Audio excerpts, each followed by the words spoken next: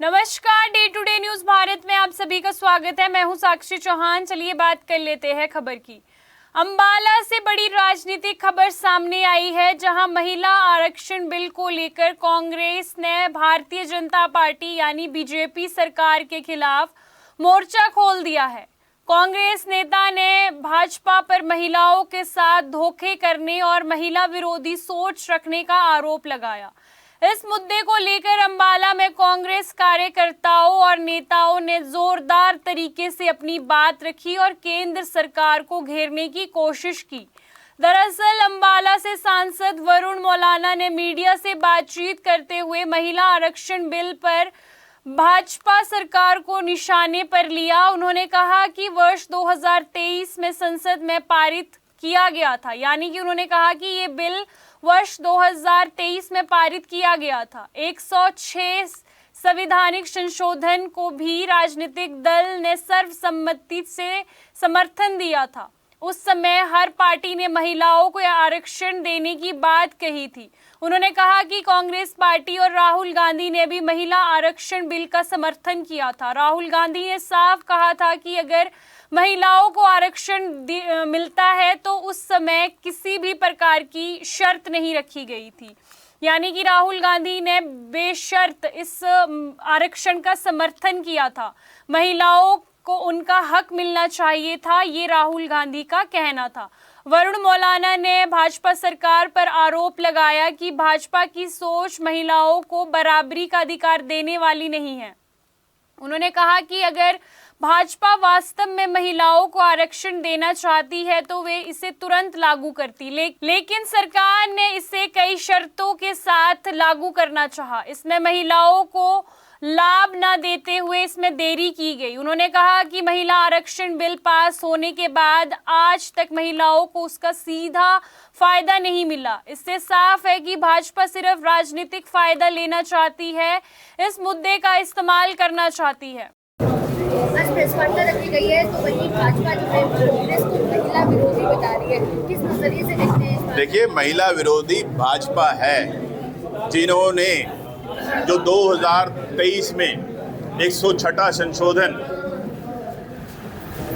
जिसको सर्वसम्मति से पास किया गया, हर पार्टी ने समर्थन किया और हमारे नेता श्री राहुल गांधी जी ने कहा कि इसमें जो शर्तें लगाई गई हैं, चाहे आने वाले सेंसस की, आने वाले डिलिमिटेशन की, इनको हटाया जाए और साथ के साथ तुरंत प्रभाव से लागू किया जाए। और अगर वो बात मान ली गई होती तो 2024 में जो आम चुनाव हुआ था वो ही महिला आरक्षण के साथ हुआ होता। लेकिन भाजपा की सोच है ही नहीं, ये महिलाओं को आरक्षण देना चाहते ही नहीं, क्योंकि देना चाहते तो हर जगह दिखाई देता, इनके कृत्यों से दिखाई देता। आज तक भारतीय जनता पार्टी के अंदर कोई महिला राष्ट्रीय अध्यक्ष ही नहीं बनी, इससे इनकी महिला विरोधी सोच दिखाई देती है। इनके प्रमुख सहयोगी दल में महिलाएं जो हैं सदस्य तक नहीं बन सकती, ये इनकी महिला विरोधी सोच को दर्शाता है। ये चाहते ही नहीं। और अभी भी देखिए, मैंने बताया कि ये तो 2023 में ही पारित हो गया था महिला आरक्षण, ये क्यों नहीं लागू करते? और अभी जब दोबारा संशोधन लेके आए 16 अप्रैल को, तब भी ये मांग की गई थी कि इसको जो मौजूदा सीटें हैं उन्हीं पर ही आरक्षण साथ के साथ अभी दे दिया जाए, लेकिन भारतीय जनता पार्टी नहीं चाहती है। पिछला सेंसस जो हुआ था उसको 3 साल लगे थे, पिछला परिसीमन जो हुआ था उसको 6 साल लगे थे। तो क्यों देरी कर रहे हैं? क्यों इस तरह की शर्तें लगा रहे हैं? बिना शर्त के अभी महिला आरक्षण जो है वो लागू किया जाना चाहिए, ये हम मांग करते हैं। और ये साफ पता चलता है इस तरह की जो है नाजायज शर्तें लगा के जिनकी कोई आवश्यकता नहीं। और मैंने अभी बताया, जब 72वां 73वां संशोधन हुआ जिसके माध्यम से कांग्रेस पार्टी की सरकार के द्वारा लोकल बॉडीज के अंदर आरक्षण महिलाओं को दिया गया था, आप बताइए कौन सी सीटें बढ़ाई गई थी? तब तो एक भी सीट नहीं बढ़ाई गई, ना पंचायतों के अंदर बढ़ाई गई थी, ना अर्बन लोकल बॉडी में, म्यूनिसिपैलिटी में, म्यूनिसिपल कॉरपोरेशन में बढ़ाई गई थी। तब भी तो किया था ना, तब भी तो महिला आरक्षण दिया था ना। तो आज क्या आपत्ति है? क्यों इस तरह की शर्तें लगाते हैं? ये साफ दिखाता है कि ये महिला विरोधी है। महिला आरक्षण बिल लंबे समय से देश की राजनीति में चर्चा का विषय बना हुआ है। इस बिल के तहत लोकसभा और राज्य विधानसभा में महिलाओं के लिए 33% सीट आरक्षित करने का प्रावधान किया गया है। इसका मकसद राजनीति में महिलाओं की भागीदारी को बढ़ाना है ताकि महिलाएं भी निर्णय लेने की प्रक्रिया में अपनी भूमिका निभा सके। वर्ष 2023 में संसद ने इस बिल को पारित किया था, जिसे नारी शक्ति वंदे अधिनियम के नाम से भी जाना गया था। लेकिन इस कानून को लागू करने के लिए जनगणना और परिसीमन जैसी प्रक्रिया को इसमें जोड़ दिया गया। यही बात विपक्षी दलों ने निशाने पर रखी है। कांग्रेस नेता का कहना है कि जब संसद ने बिल पास कर दिया था तो इसे तुरंत लागू किया जाना चाहिए था। अगर सरकार ईमानदारी से महिलाओं को अधिकार देना चाहती तो उसे जनगणना और परिसीमन जैसी शर्तें ना जोड़ती। वरुण मौलाना ने कहा कि भाजपा महिलाओं को सिर्फ चुनावी मुद्दा मानती है, चुनाव के समय महिलाओं की बात करती है, लेकिन जब अधिकार देने की बात आती है तो उसमें शर्तें लागू क्यों की जाती है। उन्होंने कहा कि ये महिलाओं के साथ अन्याय है। अंबाला में कांग्रेस नेता ने भाजपा को महिला विरोधी बताया है। उन्होंने कहा कि महिलाओं की सुरक्षा, सम्मान और राजनीतिक भागीदारी को लेकर भाजपा सिर्फ बड़े बड़े वादे करती है, लेकिन जमीनी स्तर पर काम नहीं करती।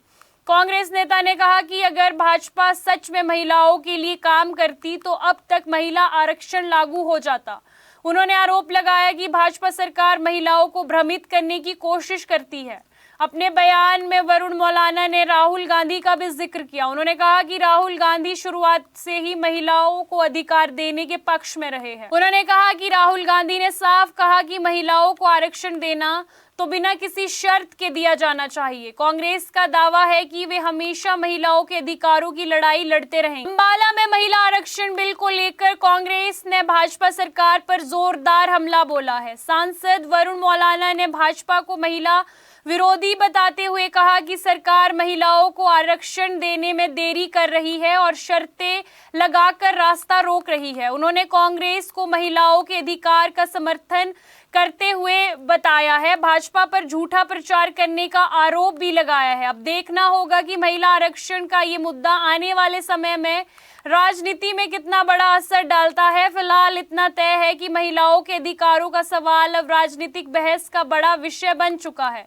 अंबाला से हमारे संवाददाता राघव विज की रिपोर्ट। सपनों का घर देख रहे हो तो सही वीडियो पे आए हो। जी हाँ, अगर आप एक प्राइम लोकेशन पे अपने लिए घर देख रहे हो तो जेनेसिस हाइट और स्क्वायर आपके लिए एक लग्जरियस प्रॉपर्टी लेके आया है। इसमें आपको लग्जरियस फ्लैट, पेंटा हाउस, क्लब हाउस की सुविधाएं देखने को मिलेगी और जो जल्द ही बनकर तैयार हो जाएगी। और इसके साथ ही अगर हम बात करें इसके ग्रीन एरिया की, जो 3 एकड़ में फैला हुआ होगा, इस ग्रीन एरिया में सबसे बड़ी बात यह है कि आप अपने बच्चों के साथ क्वालिटी टाइम स्पेंड कर सकते हो, साथ ही अपने बच्चों को नेचर के साथ भी कनेक्ट कर सकते हो। आपको बता दें कि day to day news Bharat निष्पक्ष तरीके से पत्रकारिता करता है। हमारा कोई भी रिपोर्टर फील्ड में किसी से कोई उपहार या विज्ञापन स्वीकार नहीं करता और ना ही किसी को ब्लैकमेल करता। हम हमेशा दबे कुचले लोगों की आवाज बनते आए हैं और आगे भी बनेंगे। साथ ही हम लोकतंत्र के चौथे स्तंभ को मजबूत करने की कोशिश करेंगे। अभी के लिए फिलहाल इतना ही। देश दुनिया की तमाम खबरें जानने के लिए day to day news Bharat को देखते रहे। साथ ही हमारे चैनल को लाइक, शेयर और सब्सक्राइब करना ना भूलें। नमस्कार।